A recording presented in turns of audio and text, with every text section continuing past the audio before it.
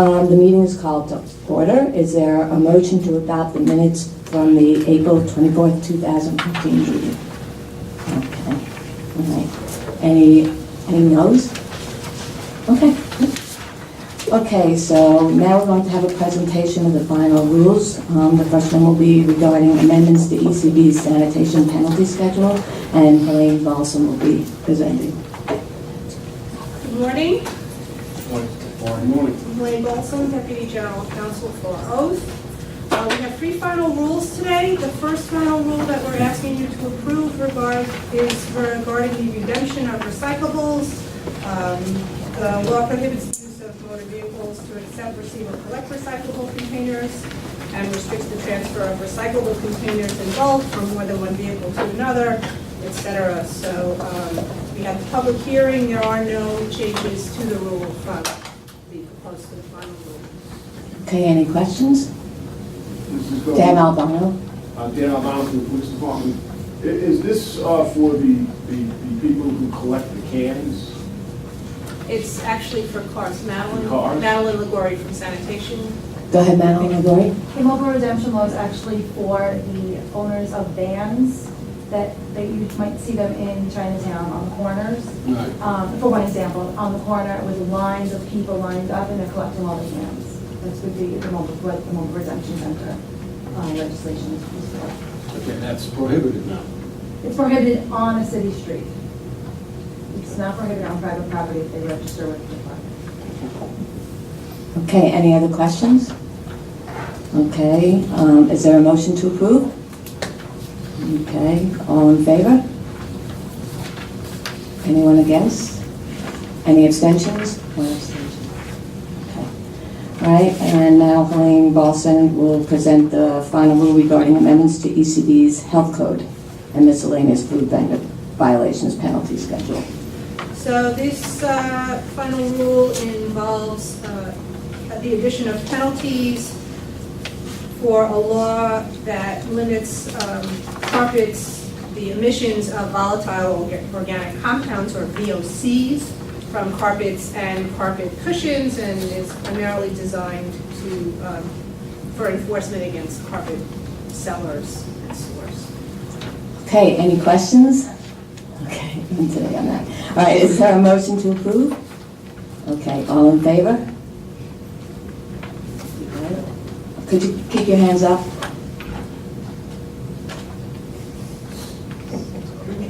Anybody opposed? And any abstentions? Okay, and now we have a presentation of final rule regarding cure period for certain violations on sanitation, air code, and noise code penalty schedules.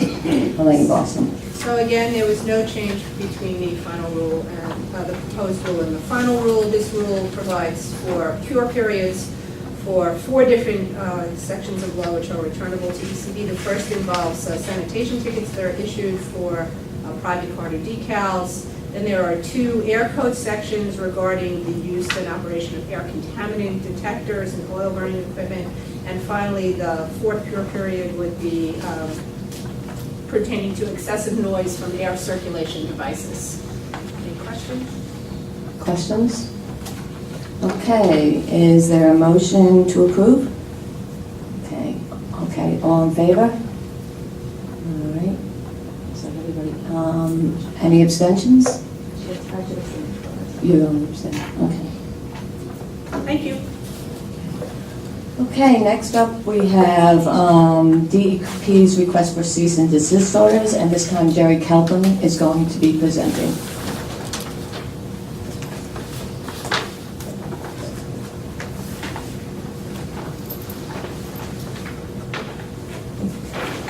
Good morning. Jerry, why don't we do the back rows first? Okay. We have 28 requests for C&D orders for failure to install backflow devices. We'd like the board to approve them. If you have any questions, I'd be happy to try to answer them. Okay, so Jerry, you said 24? 28. 28, okay. Are there any questions on these? Okay, is there a motion to approve? Okay, all in favor? And no abstentions. Okay, good.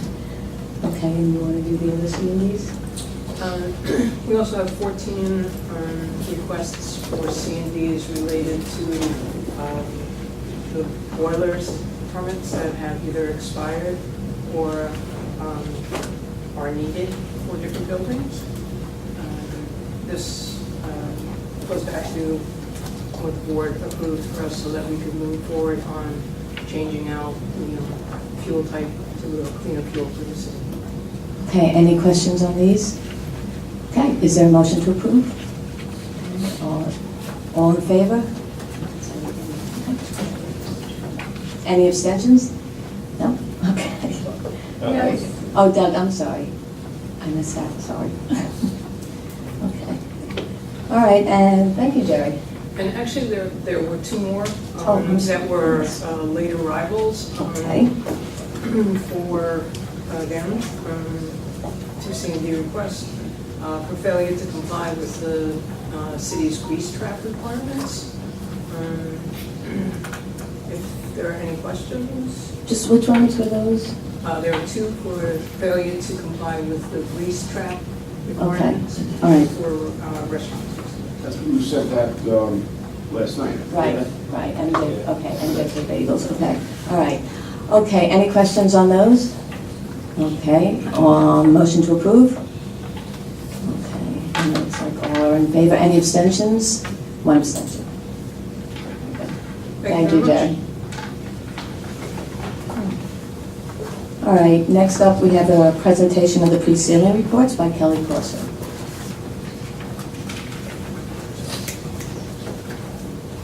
Good morning. We have 26 pre-sealing reports for today's board, all of which were issued after live hearings. We have one pre-sealing report that pertains to a violation of the air code. This is 2014F. At the May 20th, 2014 pre-sealing hearing, Russell Communities on behalf of DEP stated that the respondent, the respondent's the former managing agent for the property. That respondent no longer has any relationship with the Center property. In that case, the ALJ recommended that the CMP proceeding be discontinued. So that was the first of the 26. The remaining 25 pre-sealing reports, of those, 3 of them pertain to violations of the noise code, which I'll discuss in more detail in a minute, and 22 of the reports pertain to failure to install backflow device violations, and 21 of those recommend that there be no sealing or other action given respondents' compliance. The remaining backflow pre-sealing order that we'll discuss in more detail because the ALJ recommended the water shut off. So first, unless you want me to do it in a different order, I'll discuss the noise code cases. Okay. So there's 3 noise code cases. The first one is for C&D Order 2014N. This is for the respondent is 265 Lafayette Restaurante LLC. The premises is a restaurant at 265 Lafayette Street in Manhattan. And in this case, a predicate violation was issued in January 2014 for noise from the respondent's kitchen exhaust unit. The default judgment order was issued for the predicate violation in March of 2014, imposing a penalty in ordering compliance with the noise code. A subsequent NOV for noise from the site equipment was issued in January, February, and March of 2014. The board approved the cease and desist order in April. At the May 20th, 2014 pre-sealing hearing, the respondent's representative presented evidence of acoustical roof remediation and a follow-up noise survey conducted at the premises showing that noise levels from the kitchen exhaust fan are now in compliance with current requirements. In the pre-sealing report, ALJ Jaffe recommended that DEP inspect and monitor the equipment to confirm that the equipment does in fact operate in compliance with the noise code, and that the equipment remain unsealed only if the initial reinspection shows no violation, and if further reinspection for a period of 180 days shows no violation. Any questions on that one? The second pre-sealing report is for C&D Order 2013H. This respondent is Tower Owners, Inc. The premises is 25 Seacoast Terrace, Brooklyn. It's a commercial premises, and the equipment is a bathroom exhaust fan on the roof. In this case, the predicate violation was issued in October 2012. Following a hearing in December 2012, a decision and order was issued sustaining the violation and imposing a penalty and ordering compliance with the noise code.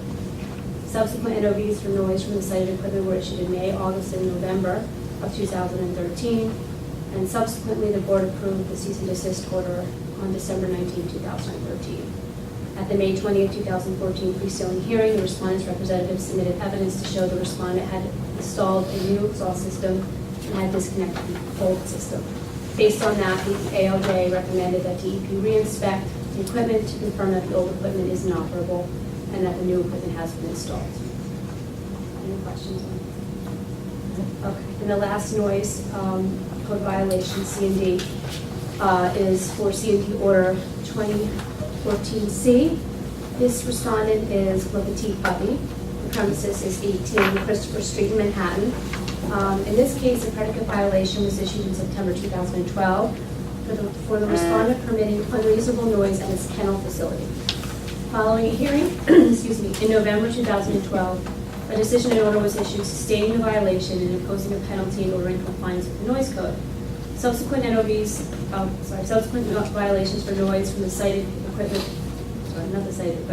from the cited kennel were issued in October 2013 and January 2014. Subsequently, the board approved the cease and desist order on January 30, 2014. At the May 20, 2014 pre-sealing hearing, the respondent's counsel stated that soundproofing materials have been installed and that the respondent believes that the work is sufficient to comply with the noise code. Russell Kunis, on behalf of DEP, recommended that the order to close Le Petit Puppy be stayed pending a re-inspection of the premises during a 180-day period to confirm that the noise problem no longer exists. Mr. Kunis recommended that if a noise violation is found within the 180-day inspection period, the order to close the kennel be carried out. In the pre-sealing report, the ALJ recommended that DEP re-inspect the premises and that the premises remain open only if the initial re-inspection shows no violation and further re-inspection for a period of 180 days shows no violation. Okay, any questions? Emily Lally, citizen member. I just have one question about this. I thought I remembered that it was that they were required to cease the kennel operations, but that the place had to be closed. Is that a fair assessment of the I situation? think that's correct, but I'm not 100% sure. I was just wondering what happens on the cease and desist. Is that they don't have to shut down their business, but they can't have the kennel? And I'm just thinking if they sell dog toys or whatever, they can still do that, but they can't do the kennel operation. I was just wondering if there's a distinction on what they would be required to cease and desist. Well, it's the noise that they have to cease and desist. Right. So if there's no noise, if they're just selling, puppy toys or whatever, I'm it just wouldn't be the wondering noise. They're not going to get locked out of the premises until they can I don't- operation. I don't think so. There's going to be a re-inspection. If there's no noise, there won't be anything going on, and then they have 180 days where they'll be going back. But I think if they're only boarding dogs and there is a noise, it could result in shutting down the premises. If they're doing more and they don't have the boarding of the dogs, I think they'll be But that's the right. question, is it the premises that get shut or just a kennel operation? It would be, Ronaldo. okay, Ronaldo Hilton. I believe it's the premises the kennel operation that they would be shutting down, not the whole premises. So they'd be closing down the business is what would be happening. So, Okay, I'm present Sure. from the fire department. Could Jerry Copeland maybe? I'm not sure. Do you have anything to add on that? The intent would be that the dogs that would be taken out of the premise, but they could continue to do the business, the regular business that they do in terms of. Right, and Jerry, whatever. they would be shutting down just the business if the noise continued. Well, they would have the option, if they can't remove the dogs, we would, we'd have to close down the whole premise. And there's not force them to move the dogs. Okay, so that's what, they would close down the whole premise. Force them to. Any other questions? Okay, I'm sorry, do you have a question? No? Okay, why don't we take a vote on these three? Is there a motion to approve? Okay, all in favor, everyone? Any abstentions? No. Okay, why don't we now go to the backflow? Okay, so the last resealing report for today is CMD order number 2013-064. This one was issued to Sylvia Gloria Brown Trust for the failure to install a backflow device at an office building at 109 West 27th Street in Manhattan. In this case, ALJ has recommended a water shutoff. The history of this case is that in September 2011, there was a commissioner's order ordering the respondent to install backflow prevention devices in its water pipes at the premises within 30 days. The commissioner's order warned that failure to do so may result in enforcement action, including a shutoff of the water supply to the building. On July 25th, 2012, DEP issued a violation to the respondent for failing to install the backflow devices as required by the order. Respondent failed to appear for the August 10, 2012 hearing on this violation, and the penalty has not been paid. An April 15, 2013 official inspection of the Bureau of Water and Service Operations records showed that respondent had still not complied with the commissioner's order. On April 25, 2013, the board issued a cease and desist order directing the respondent to appear for a pre-sealing hearing to show good cause why the water supply to the respondent's building should not be terminated and or the violating device to be sealed. At the initial June 4th, 2013 pre-sealing hearing, the case was adjourned for the respondent to submit plans to DEP. Subsequently, the case was adjourned approximately 13 more times for the respondent. Several of the adjournments were for the respondent to submit plans to DEP and subsequently to resubmit plans that were rejected by DEP. On at least 5 occasions, the ALJ's orders contained a warning that the building's water may be shut off if the respondent did not submit plans to DEP. In addition, at several pre-hearing conferences, the respondent's representative made untrue representations that plans had been submitted to DEP when in fact no plans had been submitted. The respondent's representative's explanation for this was that they were simply relaying what they had been told by the respondent. At the last 4 pre-sealing hearing conferences, the ALJ ordered the respondent to obtain a limited alteration application express permit from DOB. At the pre-sealing hearing on May 20, 2013, the respondent's representative stated that he had no information as to when the respondent would have a limited alteration application express permit, and that he did not think that the respondent would be communicating with him anytime soon. Aaron Callahan, the DEP representative at the hearing, recommended a sealing and water shutoff and stated that DEP had concluded that no other businesses or residences would be affected. In the pre-sealing report, ALJ Court found that the respondent had not shown any basis for not shutting off the premises water and sealing it, and recommended that there be a water shutoff and sealing. Okay, any questions on this one? Okay. Just need what is the business here? It's an office building.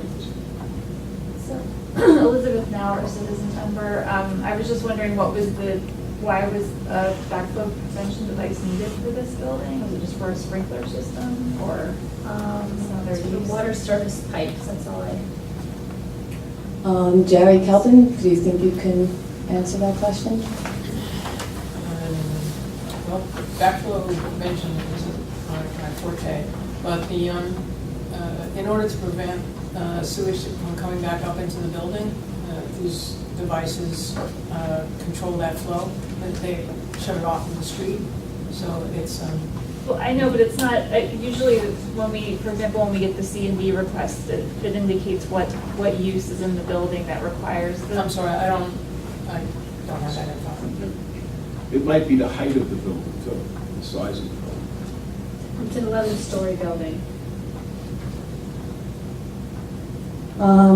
As we don't have that information right now, we could, if you feel comfortable, we could vote on it, or we could table it to the next board meeting.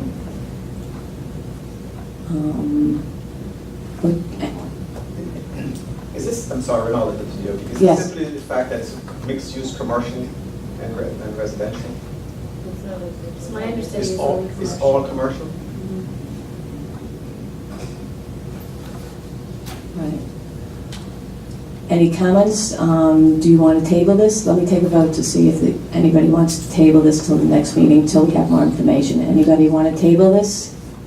No? Okay, you're comfortable voting on it? Okay, so let's vote on this one separately. All in favor? Okay. Any abstentions? No? Okay. Let's vote on there were how many? There were 20, we did the 25. We didn't vote on We it. did vote. We didn't vote on the 25. Okay, so we have the 25 other backflow. 22, I'm sorry. 22. 22. Okay, 22 other backflows. Okay, is there a motion to approve? All in favor? And no abstentions? Okay, very good, thank you. Thank you, Karen. Okay, is there a motion to go into executive session? Okay, we'll now go into executive session. Those people who are not member, will have to leave.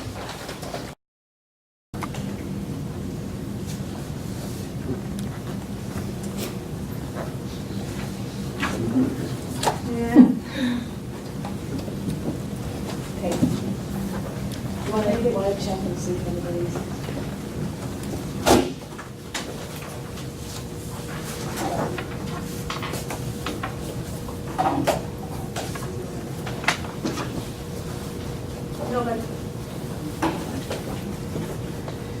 Okay, so we're back in public session. So all those in favor of affirming the appeals decisions from May 1st, 2014 and the May 15th, 2014 appeals panel, all those in favor? Okay. Any abstentions? Okay, so that's everyone. Okay, did everyone here sign in the sign-in sheet? Alice gave it to you? Okay, great. Okay, is there a motion to adjourn? Okay, this meeting's adjourned. Thank you, everybody.